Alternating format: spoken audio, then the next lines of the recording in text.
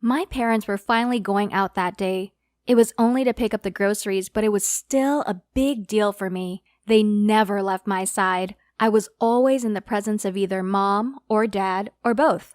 I didn't get why they were so protective of me. They were protective to the extent they never let me leave the house. I was always inside the house looking out the window. I felt like Rapunzel in her tower sometimes. When I looked out the window, I saw kids playing, running towards school buses, and whatnot. When I asked my parents why I couldn't be like other children, they always had an excuse.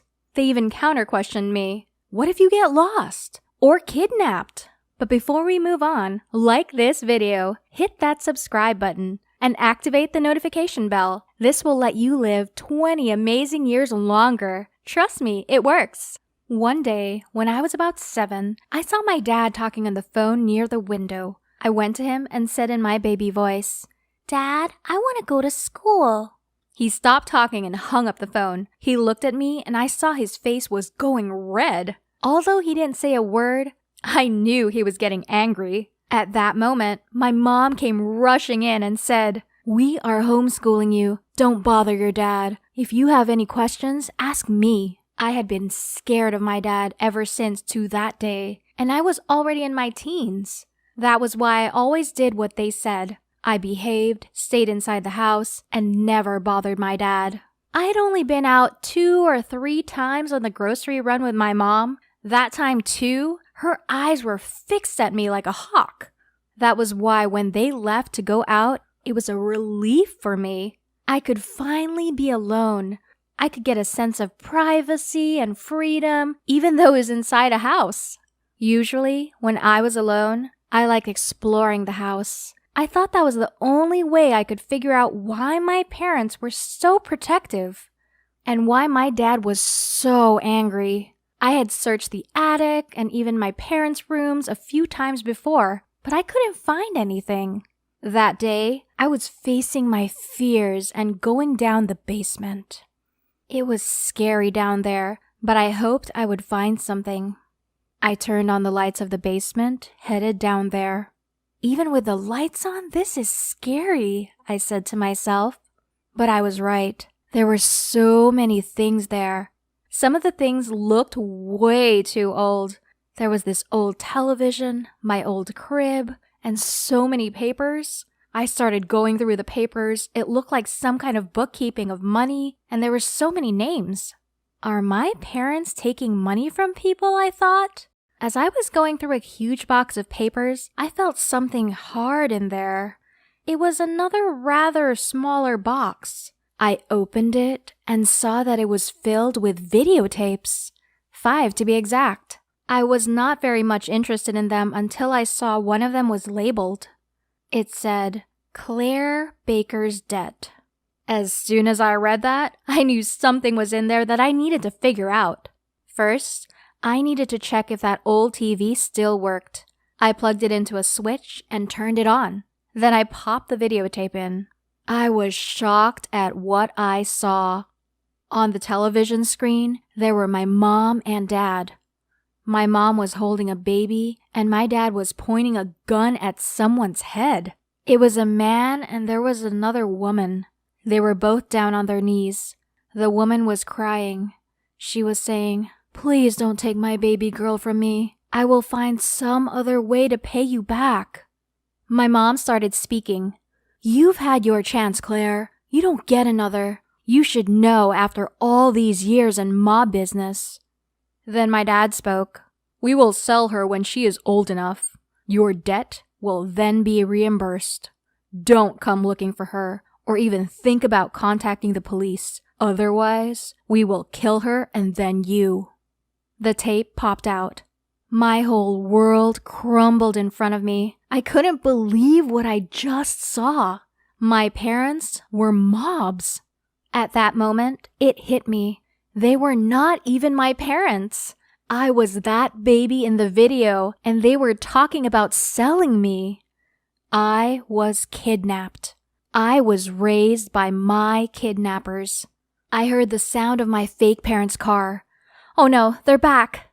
I hurriedly put all the things back to where they were, but I had to take the videotape, so I put it in my pocket. I ran to the basement door, closed it, and headed upstairs to my room.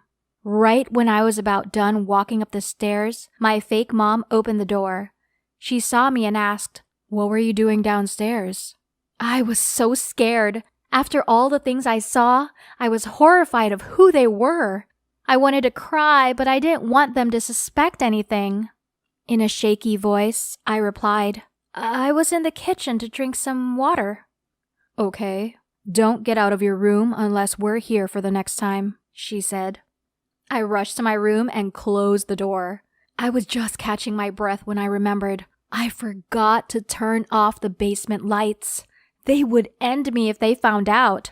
I sat on my bed, scared, and I started to think. All those times, I did everything they said because they were my parents. Or at least I thought so. I didn't want to hurt or disappoint them. But not anymore. I made up my mind that when night falls and when my fake parents are fast asleep, I will escape. I sat there pacing back and forth. My eyes were fixated at the clock.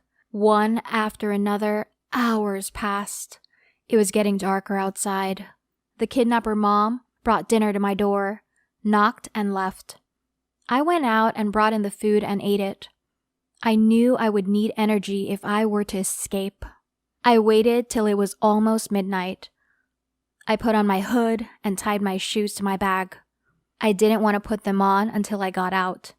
I didn't want to risk them hearing the footsteps. I slowly opened my door and tiptoed to their room. The front door had a security lock code. My only way was through the back door, and my fake mom had the keys to it. They were both fast asleep. I saw the keys on her bedside table. I tiptoed there, grabbed the keys very gently, making no noise at all. I tiptoed back and slowly closed the door. It was dark, but I didn't hit anything as I walked only around the house all my life. I was a little happy that my escape plan was coming together so well. I was almost out of the house. There was only one door in between my freedom. I inserted the key and tried to open the door, but it wouldn't open. I tried again and again. It was bright all of a sudden. Someone turned the lights on. "Now where do you think you're going?" It was my fake dad. I turned around in horror. He came towards me and grabbed my hands. I started screaming, "Let me go! Let me go!" Then the fake mom entered. "Do you think we're